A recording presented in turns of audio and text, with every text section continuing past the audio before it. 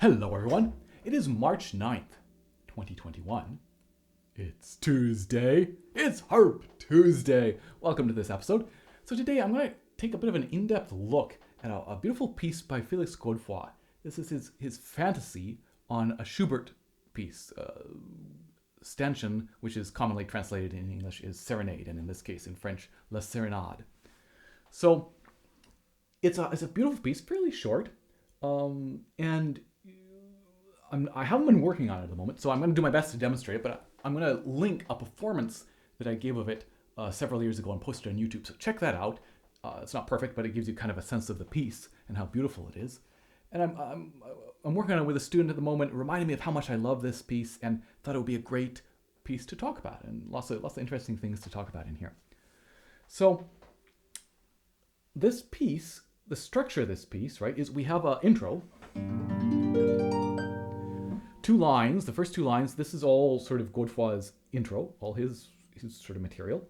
And then for the next page and a half, it's all Schubert, this song that Schubert wrote in 1828, the year he died. He wrote this song, which is actually, the words are from Shakespeare. They're Hark, Hark the Lark, right? So he wrote the song with German words, like translated from the English, but it's Shakespearean words. So a combination of both the piano and the vocal part. And I'm going to link up here to a fantastic performance of that, the original vocal, with a singer and a piano. So you should definitely listen to that. So we get that, and then the last 2 pages are sort of more the fantasy that, in this case, Godefroid doing a little bit of variation, a little bit of free improv or something on this song. So I'm actually going to I'm going to skip the intro for a moment, because I think to talk about that, first we need to get a sense of the song, the piece. So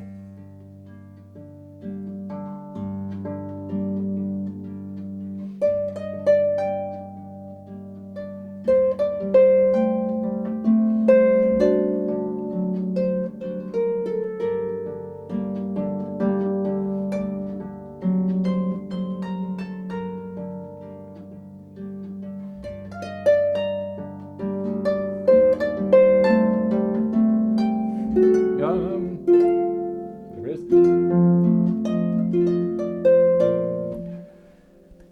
So in this case, it's essentially a very true melding of the piano original and the vocal part. So Schubert, of course, in his lieder, in his songs, often does some amazing accompaniments, has some amazing parts for the piano where they're really telling a story. In this case, the piano accompaniment is not so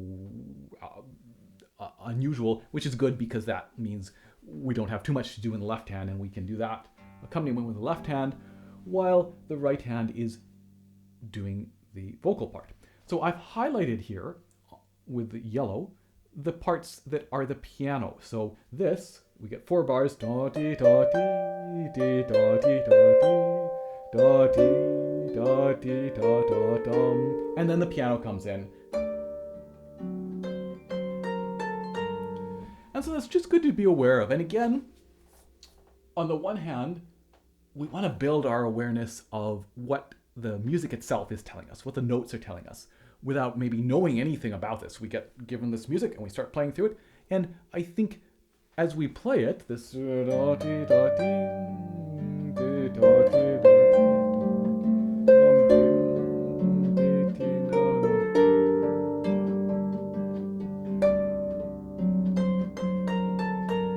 we hear this ding da dee da da dum. It's a repeat. Ding da dee da da dum. It's a repeat, right? We notice that. In this case, Godefroid has marked that as being piano, right? We got this piano.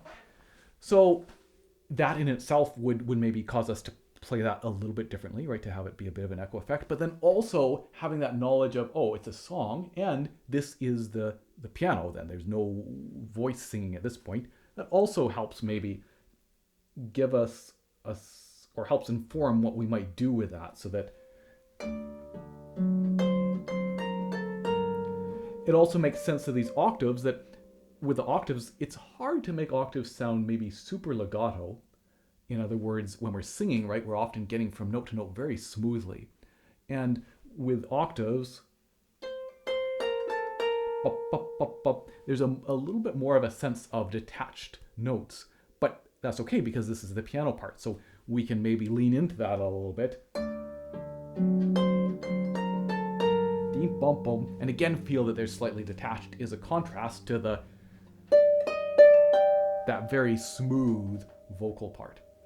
So that's just something to be aware of, and I've highlighted, right, we get another little piano echo, and then here at the end, I guess the last, 6 bars, again, they're not, in this case, they're not necessarily exactly from the original, but it would definitely be the piano with the voice that's stopped at this point. That's something to be aware of. So with this song,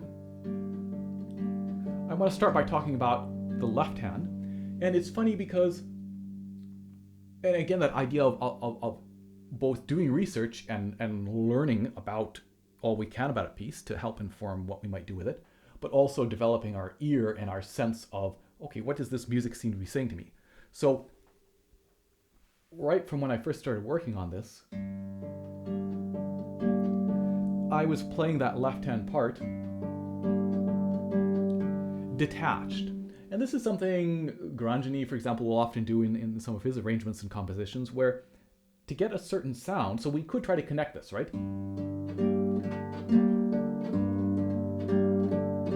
Or maybe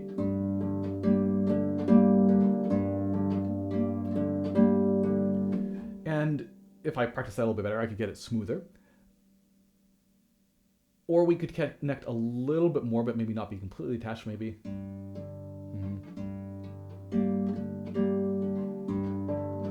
Again, it's a bit of a stretch at the beginning. But it also gives a different sound. So for me, this is actually, in some ways, feels easier to be coming off after each note, but partly because that's what I'm used to. I've practiced it that way, though not recently. But that also is a different sound when we go.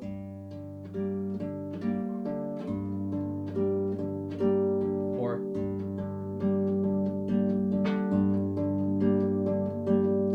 So by coming off after each note, it's not that we get it staccato. In some ways, by connecting, we're actually stopping the previous note earlier because we were replacing it potentially earlier. But somehow we get maybe a little bit more attack and a little bit more of a detached, semi-staccato sound. And so that's what I did automatically, perhaps partly because it felt more comfortable, but also the sound. But then if you look at the original, the piano, I believe, is doing staccato, is marked staccato on all of this. So anyway, again, to me, for the most part, being detached. Now there are some cases where I might go, I find myself maybe playing the first note, connecting the next two. So for example, in this bar, like maybe coming off here on this one, but then maybe placing both of those and then continuing to come off. So yeah, that will, you might experiment, but just in general, I think that, sorry, just clean that up a little bit. In general, that sound of the detached left hand, I think, really suits what we're doing here. Something to be aware of. And then we get to the vocal part. And so let's see. First, I want to. So this presents us our first, or like I guess the biggest challenge with this piece potentially is the rhythm, the 3 against 2. But we also have a grace note, and I want to talk about that first because there's a couple spots here where I have changed what Godefroid wrote. So, and again, you know, the classical tradition, we are expected to play everything exactly the way the composer wrote it, in general. At the same time, this is not an original composition. It's a take on somebody else's composition. And anyway, so let me tell you about the 2 changes that I've made.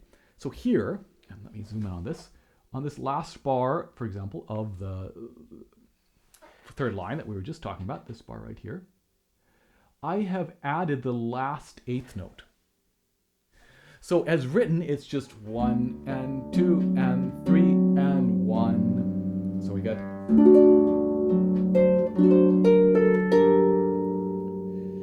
I'm not sure why so in the Schubert original, it's definitely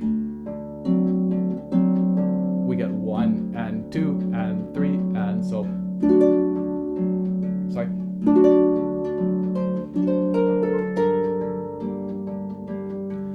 I'm not entirely sure what to make of that. Why Godefroid did that? Perhaps to avoid one extra 3 against 2, because that way we get to go.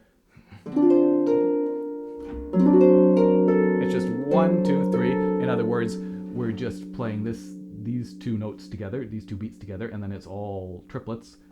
All those notes in the right hand, no worrying about fitting this duple right in between the two triplets. But it just bothered me. Like I wanted that extra beat. I want to hear throughout this lovely little, all those steady eighth notes throughout the entire accompaniment. So to me, that's something I feel quite pretty strongly about putting that back in. I think that it's something I would recommend, I guess. Of course, you don't have to, but I would recommend. And then when we first get the vocal part coming in, as written, it's crossed out on this, but there's a grace note there.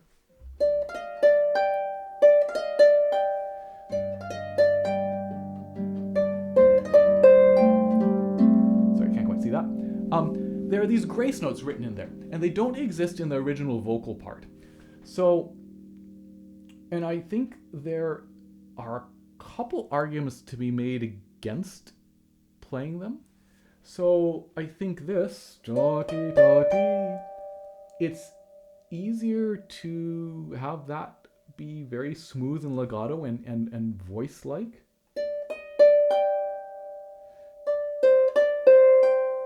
Rather than...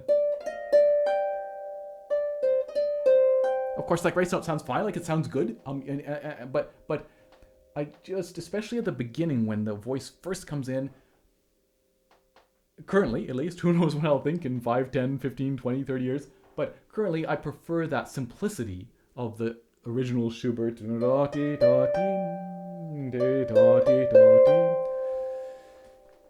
So that's why I crossed it out. Now, it also, it's potentially a little bit unclear, or makes the rhythm potentially a little bit harder, which that we should be able to do it, that shouldn't stop us from doing it, but is potentially an argument for leaving it out. And again, the argument that it isn't in the original Schubert vocal line. Now,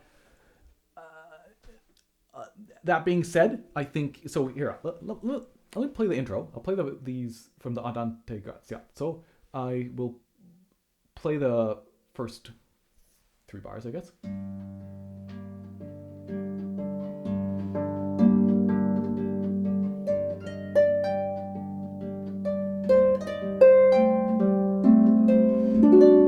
Okay, and let me try it without the grace note.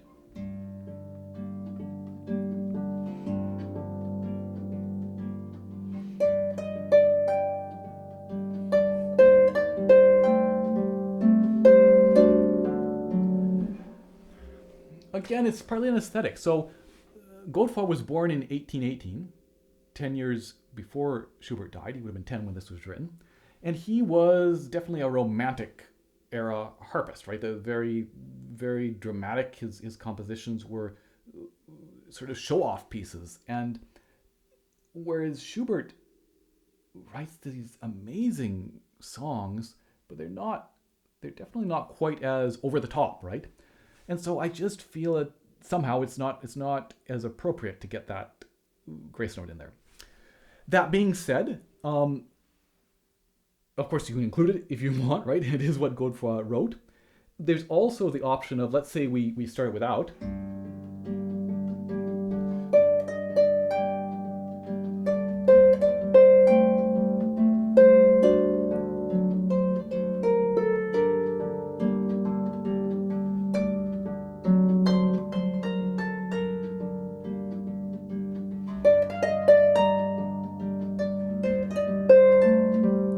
maybe we include it that second time, right? When we've kind of gotten into the piece, so these last two bars, we've gotten into the piece, and it looks like I haven't crossed it out. I can't remember in that recording, in that performance, whether I played them or not, but I know I have at times played them there. So that it's like we've established this, we've got the simplicity of this little line, this da-dee-da-dee, and then we can embellish it a little bit as we go on and include those grace notes. So, anyway, just food for thought, I guess. While we're on the subject, I will just point out that all of these, which keep coming back, and we'll talk a little bit more about those in a moment, in the original vocal part, it's actually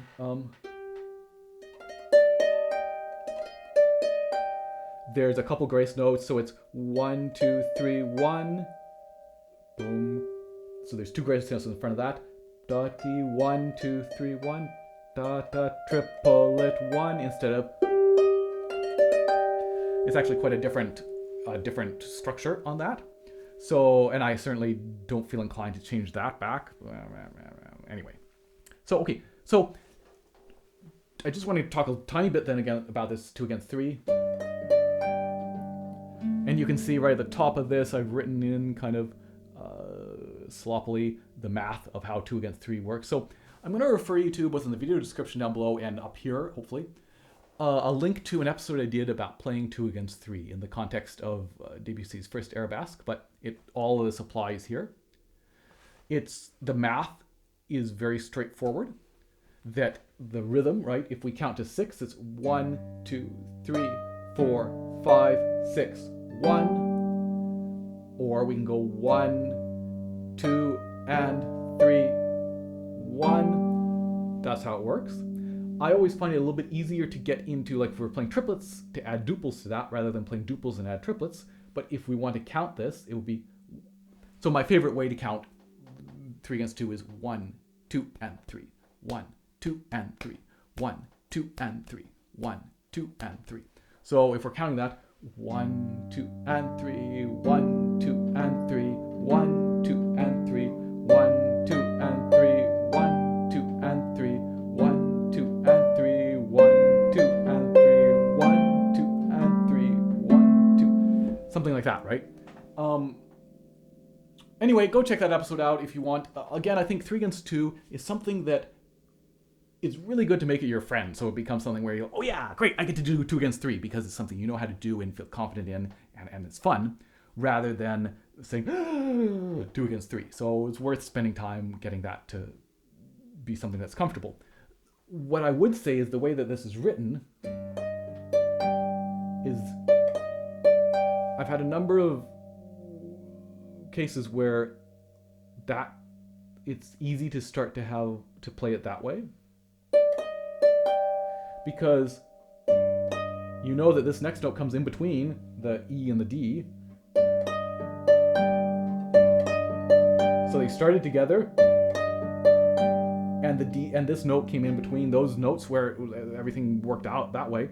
But that is a little bit more of like 1 E and a 2, right? Sort of a dotted rhythm where it is the right hand's kind of playing a 16th into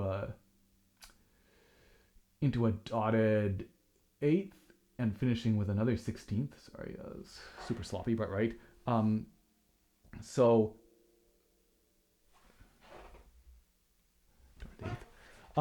rather than a true triplet. So again, making sure it's not bum bum bum bum, but bum bum bum bum, 1, 2, 3, 1. And that may mean making sure not to go play that thumb too early, but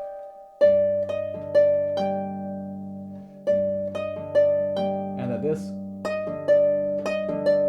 is not, but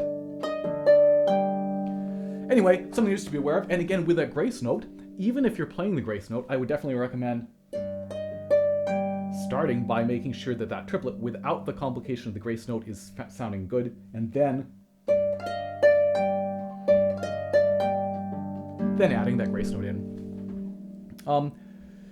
Let's see, on the second page, we get for the first time this those ones I've circled here, and just trying to make sure that this, we see those 30-second notes, but it's not really that fast, and that it should sound relaxed, right?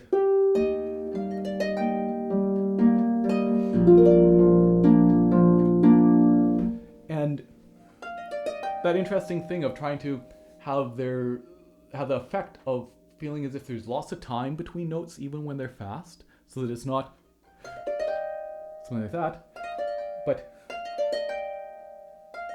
we hear every note clearly and we don't feel rushed somehow. And then I also just want to point out that we need to do something about this B. So here we get this low B flat, and we're going to have to change to a B natural. So I'm not worried about this B, and I'm not worried about this B, or certainly this B that gets played up here. We got lots of time.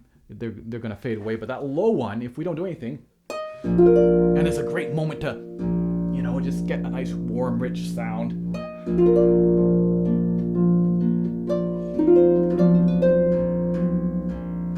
We're going to hear that get changed. So my suggestion, or what I ended up doing, was this, where dum, ding, dum, ding, dum, place 4 on that B, and play the F with 2, and then jump up. So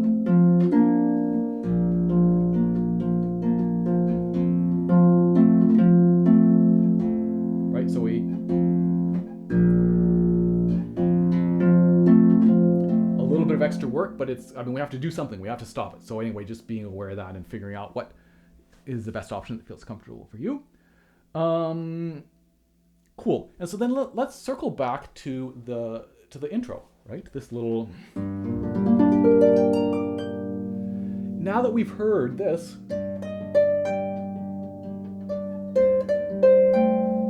we can see that again. It's not this super dramatic piece. It's and you know, this kind of moody minor G minor kind of sound. So this intro is not. It's not like, aha, here we are. It's more a sense of inviting us into something that's a little bit mysterious, maybe. And again, it's not an exercise. It's not a etude. We're not just trying to go bum, bum, bum, bum, bum, bum, bum. There can be an elasticity to it, right? So I think you can almost think of it starting slowly, getting faster, and then slowing down as we get to the top. That it's heavy, right? We get started, it's heavy and moves along and picks up speed, and then at the end we just slow down again. So that. And for me, I would take this sforzando, right, with a grain of salt. That is just a little bit, again, trying to match up with a Schubert song, not to be too overly dramatic. And then here,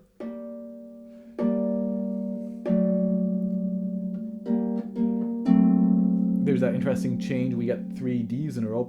Maybe the second one's a little bit louder. We're leading on to something, and then that harmonic change. And you might be aware of, so these are all natural, and then this is a flat, which means it's going to be the center of the string for the harmonic is going to be just that little bit higher on the string.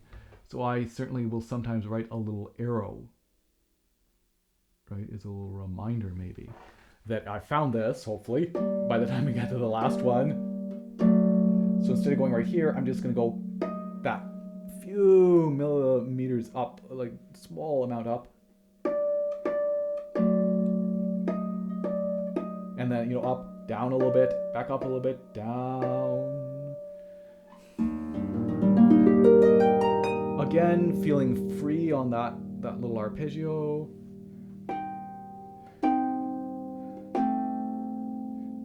And I think not too much time. Again, this is just the intro. You don't have to do too much with this. So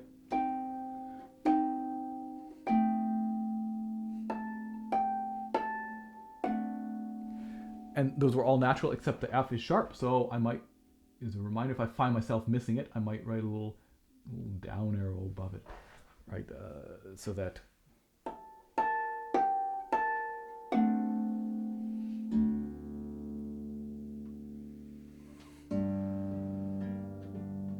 that sets us up perfectly. I would let the right hand just float there, right? So we're waiting.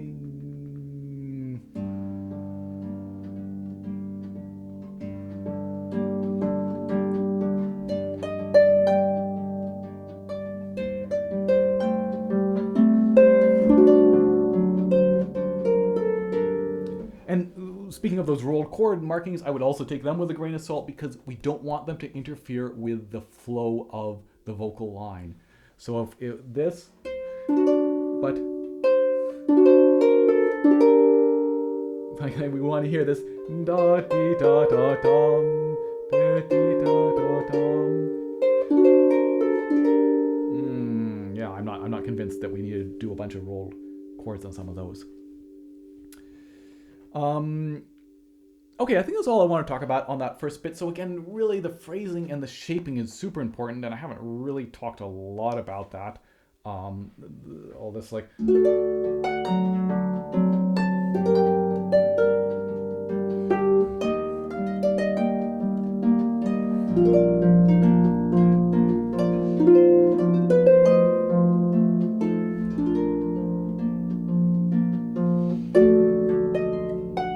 But again, this is where recording yourself and listening back is really, really helpful, right? Because I might think, oh, I'm playing that beautifully. I listen back and no. I need to change my approach to a particular section. So then I just want to touch a little bit on the Fantasie part, right? Pages 3 and 4. That this... So of course we want that to be roughly the same tempo that we've had. 1 and 2 and 1, 2, 1, 2, 1, 2, 3, 4. So 1, 2, 3, 4, 5, 6. 1, 2, 3, 4, 5, 6.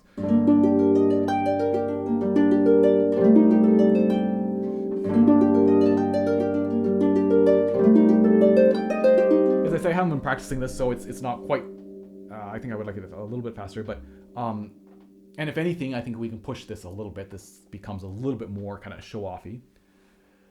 But one of the things I want to point out is that the last note, right, is a eighth note. So that we've had 1 and 2 and 3 and 1 and 2 and 3 and 1 and 2 and 3 and if anything, I think you actually have to elongate that last beat just a tiny bit, because especially if we roll this one, it's easy for it to sound 1 and 2 and 3 as if we're missing a beat, as if we're going straight into the next bar. And I think on that recording you can hear that a little bit, that I was aware of that beat. I felt I was doing it really well, but just the way it's written and it takes a bit for our ear to catch up. So I think if anything,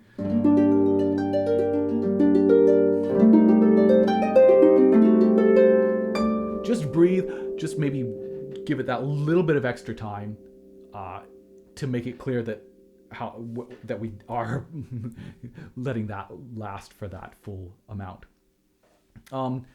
You can see I've written some glasses here, because here, just be aware that that is treble clef in the left hand, so not, but, and then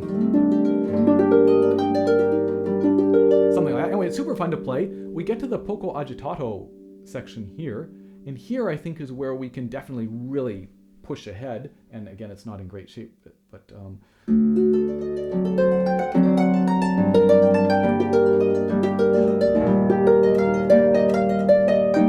we can bring it back there, right? Quite dramatic. Lots of nice sound there. Oh, why is my pedal not working? There we go. Oh, and here, another spot, same spot where we really have to be aware of this B natural. So we've played this, again, that lovely B octave. We don't want to muffle it yet. Let's keep it ringing, I think. So we're just going to reach down and stop. Don't stop the F, but stop the B, right? So this is ringing. We go, and so I've marked, I've marked this muffle here as a reminder, because I found myself missing that. But yeah, definitely have to muffle that.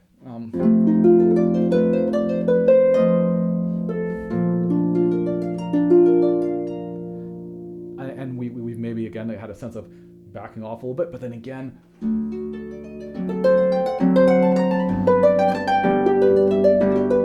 sorry.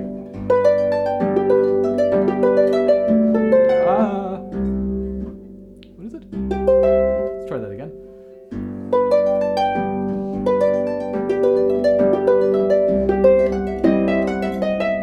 So again, maybe stretching those a little bit.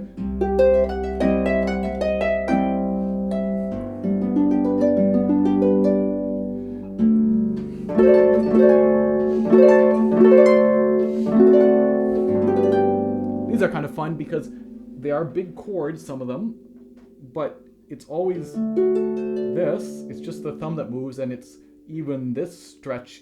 It's much easier to do a big stretch like this, I think, than to do a big stretch like this. So that stretch between 1 and 2 is much easier. Sorry. And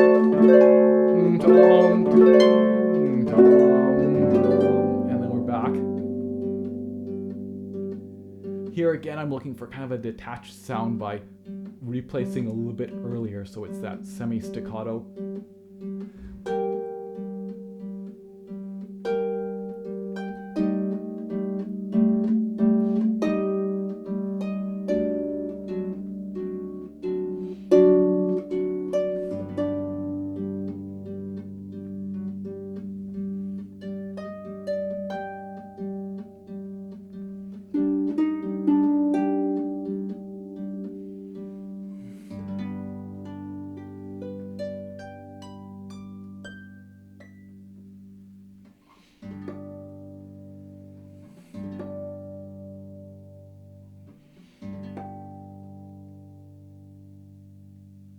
This beautiful ending, and actually I think in general I will do that first grace note at least. I didn't do it this time, but that we kind of end in a way. The piece is over here. We modulated G minor for so long. We modulate into G major, right? We get to hear that. G major.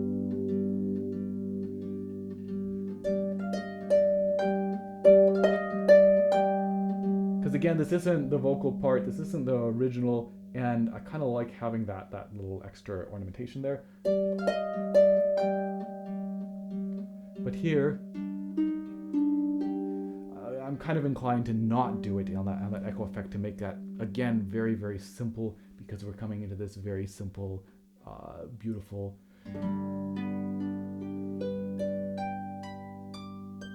ending. And again, you could split that arpeggio up however you want. I'm kind of doing it, I guess, the way it seems to be beamed, of 3 2 1 3 2 1 4 3 2 1. But up to you, lots of different options. And then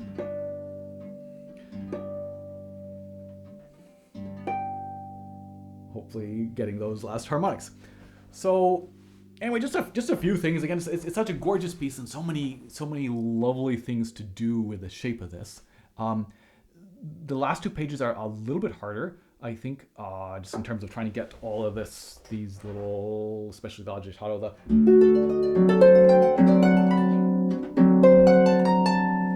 going fast. But it's not super difficult. But again, really beautiful and effective, I think. So hope you enjoyed that. Let's see. Remember to check out my new YouTube channel, The Harpist in the Wild. We've got 3 episodes up already, and a new one coming this Saturday, every Saturday of March. So definitely check that out. And I'll see you in a couple weeks. Cheers.